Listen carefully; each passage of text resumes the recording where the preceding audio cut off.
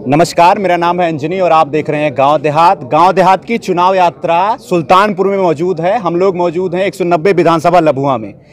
जो शख्स हमारे साथ है वो किसी परिचय के मोहताज नहीं है। संतोष पांडे जी हैं, पूर्व में विधायक भी रहे हैं और पूर्वांचल में ब्राह्मण नेतृत्व के साथ राजनीति में सक्रिय भूमिका निभा रहे हैं। सबसे पहले तो सर आपका स्वागत है। गाँव देहात जानना चाहता है कैसे हैं आप? धन्यवाद। मैं जनता के आशीर्वाद लेने जनता के बीच में जा रहा हूं और जनता का भरपूर समर्थन है। मुझे भरोसा है कि जनता का आशीर्वाद मुझे मिल रहा है और इस बार लम्हुआ में ऐतिहासिक जीत होगी। कुछ गिना चुना दिन रह गया है, क्या कुछ आपको स्थितियां मजबूत होती नजर आ रही हैं? देखिए, कल हमारे राष्ट्रीय अध्यक्ष जी आए थे जी। उन्होंने अपील की लम्हुआ की जनता से और जिले की जनता से जी। और उन्होंने कहा है कि ऐतिहासिक मतों से जिताएं। मुझे लगता है उनकी अपील का असर होगा। हमारे यहाँ की जनता ऐतिहासिक मतों से लम्हुआ में जिताने जा रही है। 2012 में आप विधायक बने थे, समाजवादी पार्टी की लहर थी। उसके बाद 2017 के चुनाव में रनर रहना चाहिए था, लेकिन आप तीसरे नंबर पे थे और जो विधायक बने थे उनसे करीब 30,000 वोटों से आप पीछे रह गए थे। वर्तमान में 22 में स्थितियां क्या कुछ आपको नजर आ रही हैं? देखिए, इसके पहले 2 बार हम जीते भी हैं। कौन जिताया था? हमें लम्हुआ की जनता ही ने जिताया था। यही बीजेपी जो आज बात करती है, 12 में 6,000 वोट पाई थी मेरे खिलाफ। 6,000 वोट पाई थी और मैं 50,000 पाया था। ठीक है, तो मेरा ये मानना है इस बार जब आप रिजल्ट देखेंगे तो ये आधे से भी कम में रहेंगे। जितना हमारा वोट रहेगा उससे आधा से भी कम रहेंगे। आप रिजल्ट उठा के देख लीजिएगा। बिल्कुल सर। वर्तमान में अभी कुछ दिनों पहले प्रत्याशियों की जब सूची आई तो सिटिंग एमएलए का टिकट खाकर भारतीय जनता पार्टी ने दूसरे विधानसभा के एमएलए को यहां से टिकट दिया है। क्या कुछ आपको नजर आता है कि फायदा होगा आपको? यहाँ का विधायक बहुत नकारा था। 5 साल उसने नकारापन दिखाया लम्हुआ में। उसने क्या बोला 5 साल? कभी गाता है राजनीति गंभीर विषय है, नादानों पे छोड़ न देना। अब देखो वो लाइन बोला उसने, उसकी लाइन उसी पे बीजेपी ने सेट कर दिया। सबसे बड़े नकारी तुम ही हो, अपने इसलिए टिकट काट दिया। अब बिल्कुल नकारा था तभी तो काट दिया। अब जो बाहरी आया है, लम्हुआ की महान जनता किसी बाहरी को मौका नहीं देगी। लम्हुआ का बेटा चुनाव लड़ रहा है। लम्हुआ की महान जनता का आशीर्वाद अपने बेटे अपने भाई पे होगा।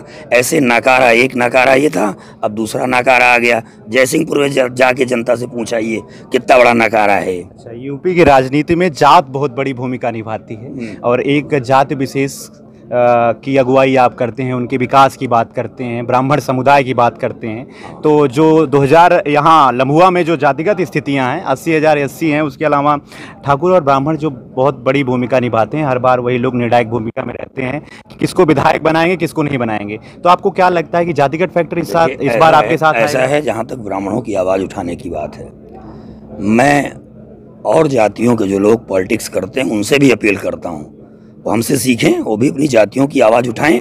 उसमें क्या बुरा है? लेकिन मैं सर्व समाज का नेता हूं। मैं अपनी बात जरूर करता हूं लेकिन किसी का विरोध करके नहीं करता हूं। और मेरा ये मानना है कि भाई एक बात बताइए, आप जिस जाति विशेष के हैं आपकी रिश्तेदारियां वहाँ होंगी, आप उस जात के आसपास ज़्यादा करीब होंगे। ये स्वाभाविक प्रक्रिया है समाज की।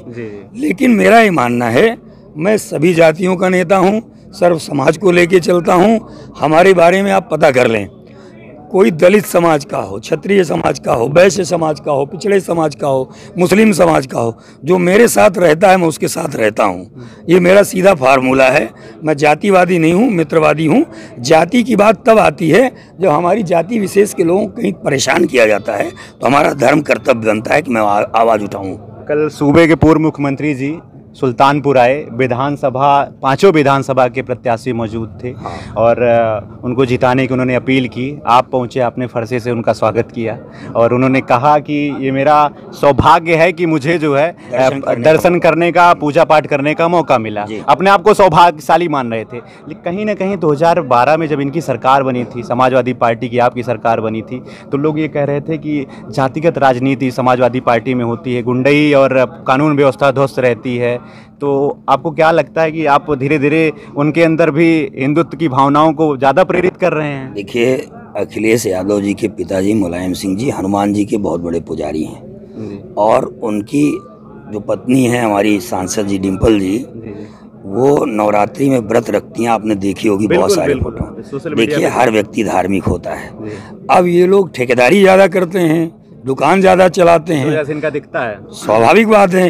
अभी एक पत्रकार बंधु ने मुझे पूछा कि इन्होंने एक गाना कहते जो राम को लाएं हम उनको लाएंगे। अब बताओ इन्हें शर्म नहीं आती? ये राम को लाएंगे? अरे जिसने पूरे धरा पृथ्वी को, सृष्टि को बनाया हो, वो इसको बना रहे हैं। तो इसलिए इनकी मानसिकता, दिवालियापन इनका आप समझ सकते हो। हमें देखिए इनकी सफाई नहीं लेनी। ऐसा है कि हमारे नेता सभी जातियों धर्मों का सम्मान करते हैं और सभी को लेके चलते हैं। आप देख लीजिए समाजवादी पार्टी का टिकट बंटवारा देख लीजिए, आपको क्लियर हो जाएगा कि उन्होंने कोई ऐसी जाति नहीं है जिसको मौका नहीं दिया चुनाव लड़ने का।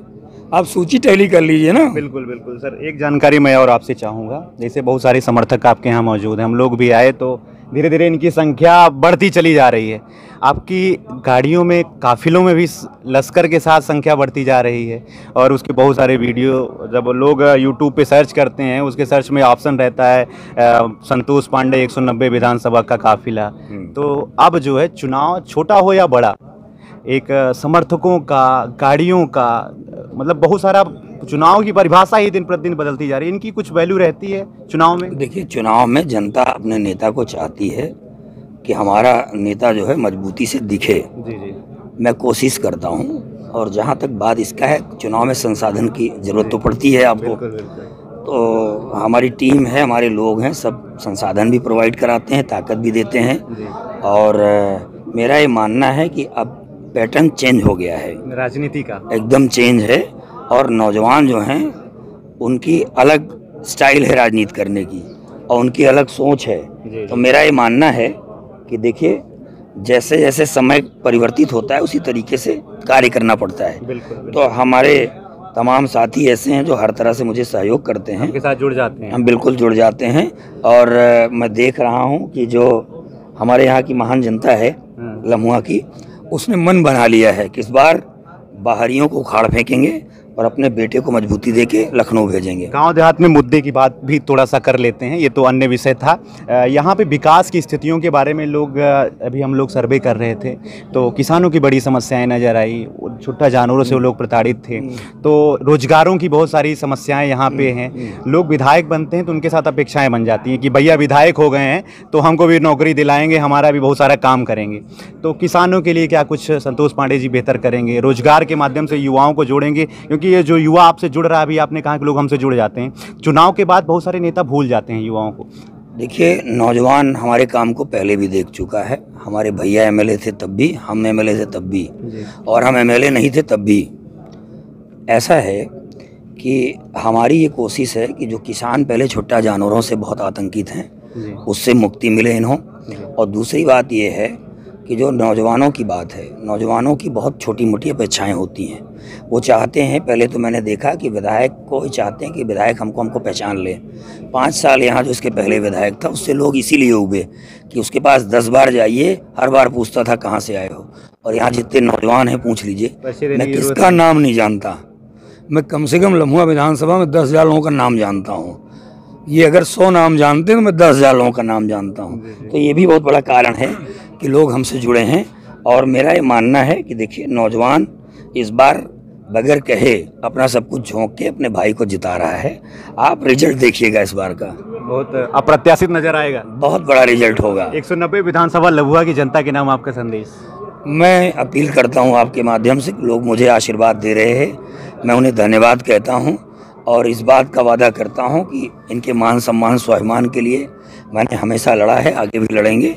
कोशिश करेंगे कि इनको रोजगार भी दिलाएं, कोशिश करेंगे कि लम्हुआ को मॉडल विधानसभा बना के उत्तर प्रदेश में अलग पहचान दिलाएं। जी, बहुत बहुत धन्यवाद आपका। आज गांव देहात चुनावी यात्रा में हम लोग 190 विधानसभा लम्हुआ मौजूद थे। संतोष पांडे जी का समय मिला, उसके लिए thank you so much sir. धन्यवाद। धन्यवाद।